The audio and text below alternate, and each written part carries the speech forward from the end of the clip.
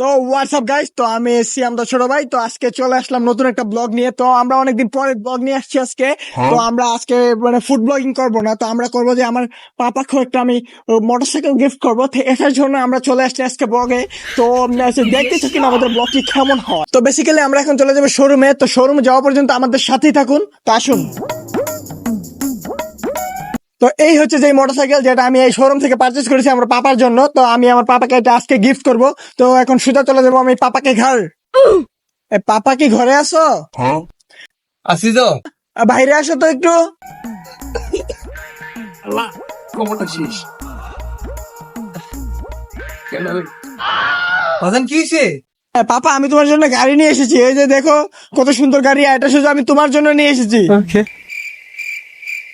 Wow very dangerous. এটা কার নাকি bike? চোখেও দেখিনি। আরে পাপা এটা গাড়ি, এটা আমি গাড়ি বলতে এটা মোটরসাইকেল, এটা আমি তোমার জন্য নিয়ে এসেছি ইম্পোর্ট করে। তুমি কি বাইক দেওয়ার জন্য? তোমাকে ধন্যবাদ বাবা। I am proud of you.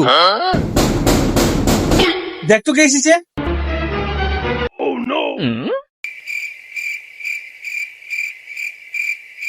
আপনারা কারা? আমরা কুড়াতে আইছি। কি কাজ হয়েছে? আপনার লোন পরিশোধ করেন না কেন? পাপা ওরা কিসের লোন চাচ্ছে তোমার কাছ থেকে? বাবা অনেক আগে এক ব্যাংক থেকে লোন আনছিলাম, কিন্তু লোন পরিশোধ করতে পারি নাই বলে তারা কোর্টের কাছে বিচার দিছে। কোর্টের কাছে বিচার দেওয়ার আগে তুমি কেন পরিশোধ করো নাই?